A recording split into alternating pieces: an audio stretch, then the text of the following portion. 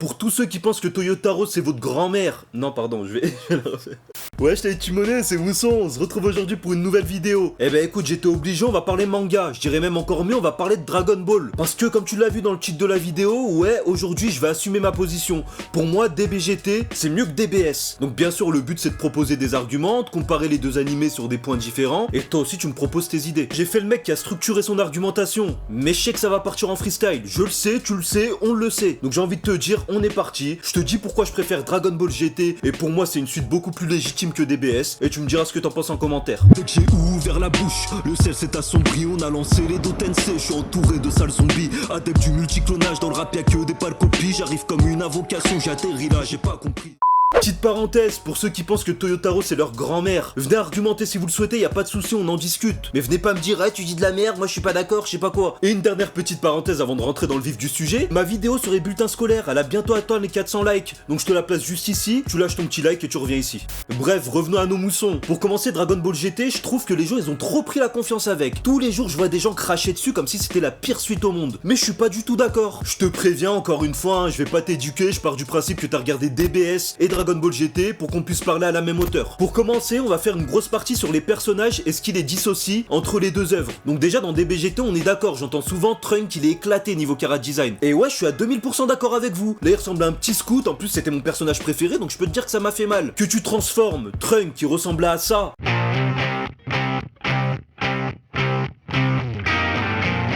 Et derrière tu lui mets une vieille dégaine de scout vegan qui s'est dissocié les champignons vénéneux. Non, je suis pas d'accord frérot, il a plus rien de badass là. Je te rappelle que de base Trunk dans DBZ, pour moi c'est un des personnages les plus badass niveau chara design, tout manga confondu. Et là tu vois ce qu'on nous donne, normal on est déçu, t'as vu. Mais honnêtement, est-ce qu'ils ont fait mieux dans DBS, dis-moi? Chap dans DBS à quoi il ressemble?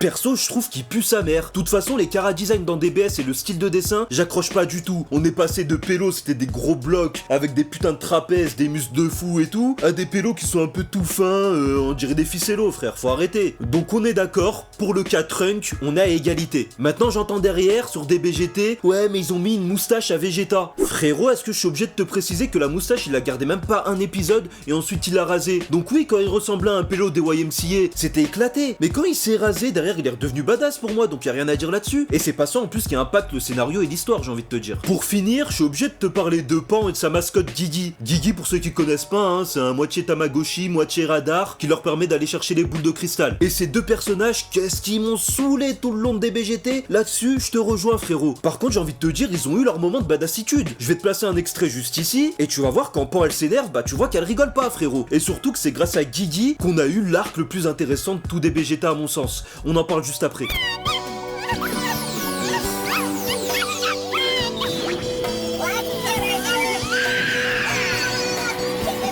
Sur cet extrait, je me rappelle à l'époque, j'étais ému. J'avais l'impression que Pan elle allait débloquer le SSJ. J'étais trop chaud. Oui, ok, elle nous a saoulé tout le long, mais pour ce moment-là, j'accepte qu'elle nous saoule. Pour cette deuxième grosse partie, je vais t'exposer les différents arcs de DBGT qui pour moi avaient tous un sens et donnaient une cohérence à l'histoire. Donc je sais pas pourquoi aujourd'hui on crache dessus. Le premier arc, c'était l'arc exploration. En gros, ils partaient tous chercher les boules de cristal. Parce que justement, il y a Pilaf qui est revenu et qui a transformé son Goku en gamin. Si tu avais ma taille, je pourrais te défier en combat singulier et je te ridiculiserais devant tout le monde.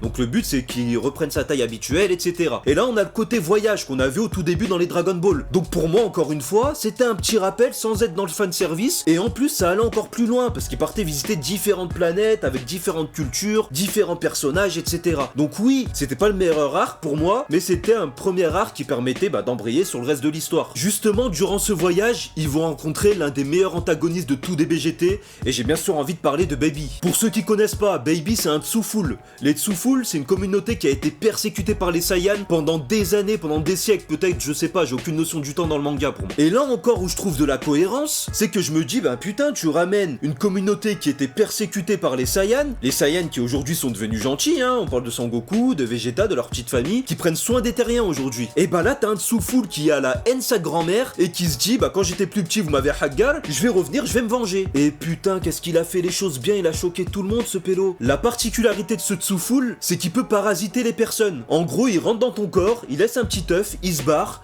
et derrière il peut te contrôler. Voilà, c'est ça le principe. Et le pélo, il a fait ça à toute la Terre, frérot. Ça veut dire toute la Terre était mise en esclavage pour ce Tsu-Full. Mais avant d'en arriver là, bien sûr, il a voulu essayer de dompter les Saiyans, qui sont les personnes les plus compliquées à dompter. Dans cet arc, je trouve qu'il y a une vraie symbolique, parce que pour se venger des Saiyans, eh ben il a pris à partie Vegeta, qui est le prince des Saiyans. Donc pour moi, il pouvait pas faire mieux s'il voulait prendre quelqu'un comme hôte. Et derrière, ça a donné un personnage putain de badass. Je te mets la photo juste ici. De toute façon, il y aura des extraits qui vont justement appuyer ce que je suis en train de te dire. Maintenant, si je dois faire un parallèle à ce stade-là avec DBS, bah je trouve que même sur le développement de Gohan, j'ai envie de te dire c'est largement mieux. Sans Gohan dans DBS, on est d'accord, c'est devenu une mouille. Le pélo, il zone en survêt Lacoste vert et il se fait haggar par Freezer. Donc c'est de la merde, on est d'accord. Par contre, il y avait une petite cohérence dans le fait que c'est une personne qui aime pas se battre et donc que derrière, il s'est mis dans sa petite famille et qu'il a arrêté de faire des combats et de s'entraîner. Ça, ok, on est d'accord. Par contre, je trouve que dans Dragon Ball GT, ça a été encore mieux géré. Ok, ils sont partis du même principe. Donc sans Gohan, il aime pas se tape, il se range dans sa famille et tout et il reste tranquille. On est d'accord. Par contre, frère, il y a eu un combat. Baby contre Gohan. Baby, il a voulu parasiter Gohan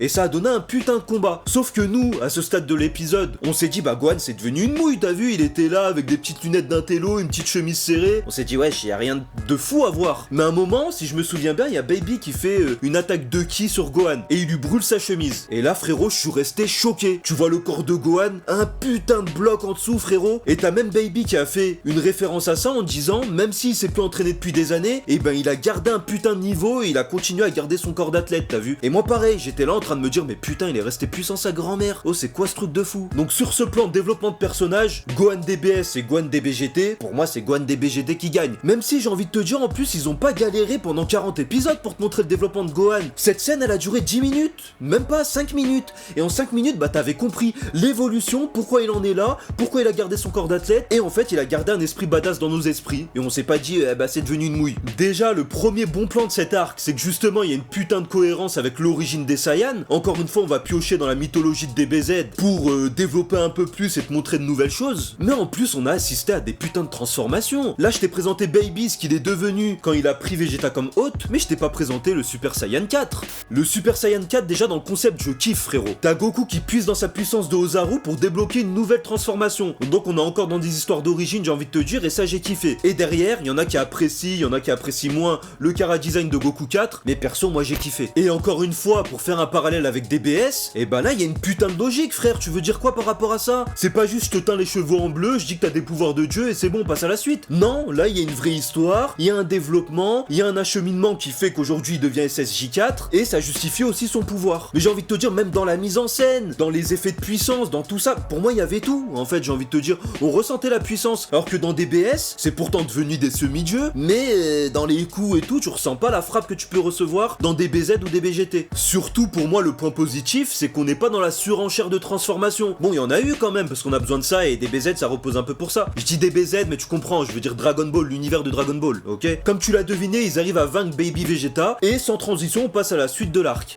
Donc le prochain arc, on va présenter Super C17. Encore une fois, j'ai envie de te dire, ils sont encore allés piocher dans ce qui a été fait avant dans Dragon Ball pour en faire quelque chose de mieux et de cohérent. Je m'explique. T'as le Docteur Gero qui fait son retour, c'est le pélo qui a mis en place tous les cyborgs, C17, C16, C18, Cell. Donc déjà, ça te remémore des bons trucs, t'as vu? En plus, ce pélo, il s'est allé avec le Docteur Gero pour faire un clone de C17. Et le but, c'est que le C17 original et le clone fusionnent pour former Super C17. Donc un putain de cyborg, putain de puissant. Je te pose sa photo ici, j'ai envie de te dire, il envoie du lourd. Même dans DBS, on n'a pas des antagonistes qui te donnent des frissons comme ça, juste envoyer une photo, j'ai envie de te dire. Encore une fois, on a cet aspect, j'ai compris ce qu'on attend de moi pour une suite de Dragon Ball, parce que je vais te montrer Cell, je vais te montrer Freezer, je vais te montrer C17, mais sans pour autant les ramener et en faire des arcs complets sur eux. Juste te montre qu'ils existent encore, qu'ils sont toujours méchants, qu'ils sont toujours assez puissants, et point. C'est pas comme dans DBS où ils ont frère essoré Freezer, mais jusqu'à la mort. Je comprends pas. À chaque fois, ils l'ont ramené une fois, 2 fois, 3 fois, 4 fois. Frère, calme-toi. Même si encore une fois, dans DBS, j'ai validé la nouvelle transformation de Freezer en Gold. Parce que là, encore une fois, c'était en gros Freezer le pélo qui s'entraîne jamais, donc encore une fois, il se repose sur ses lauriers, donc il était puissant de base et point. Mais là, il s'est entraîné pour atteindre un nouveau niveau, donc ça c'était intéressant. Par contre, derrière, frère, tu me le mets partout, il crée des embûches à Sangoku pendant tout le long dans DBS. Moi, ça m'a saoulé, alors que Freezer de base, c'est mon antagoniste préféré dans Dragon Ball. Tu l'as encore deviné, c'est pas un spoil, mais j'ai envie de te dire, Goku a su vaincre Super C17. Mais là, on va passer à l'arc que pour moi j'ai trouvé le plus intéressant,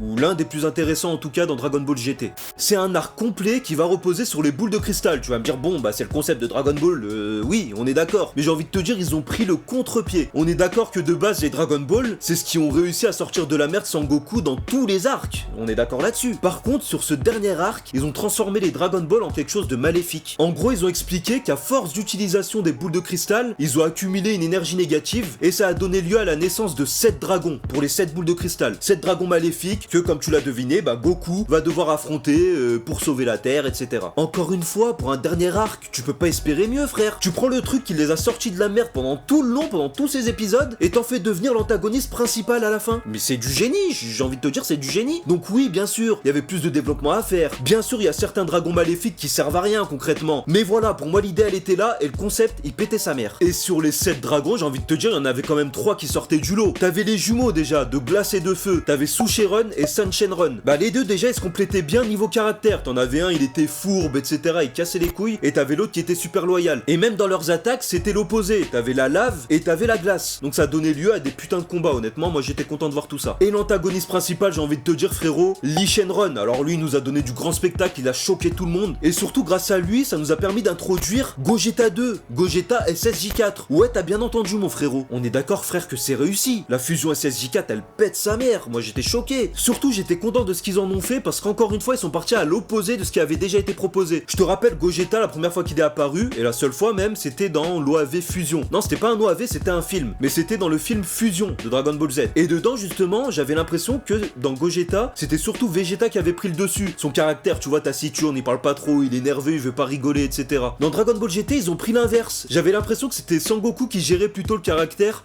de Gogeta 2. Donc t'avais un peu le pélo qui était espiègle, qui rigolait, qui faisait des petites blagues et tout. Et honnêtement, j'ai kiffé. Par contre, il y a une chose qui m'a beaucoup déçu dans DBGT, c'est que oui, Vegeta, il a atteint le SSJ4. Bah normal pour fusionner avec Goku, on est d'accord. Mais le problème, c'est qu'il a pas réussi à l'atteindre de lui-même. Donc ça m'a fait chier, perso. Il est obligé d'utiliser une machine qui lui envoie des ondes, je sais pas quoi. Non, frérot, c'est pas du Vegeta, ça. Vegeta, normalement, c'est à force d'entraînement qui arrive à débloquer du pouvoir. On est d'accord. Donc là, ouais, ils ont foiré sur ce coup. Le clou du spectacle, encore une fois, c'est que pour clôturer cet arc, eh ben, ils ont lancé l'attaque la plus emblématique de Dragon Ball. Le Genki-Dama, frérot. Sauf que c'était un Genki-Dama dans tout l'univers pour fouetter Lee Shenron. Donc pour moi, c'était encore un sans faute, j'ai envie de te dire. Oui, c'est de la répétition.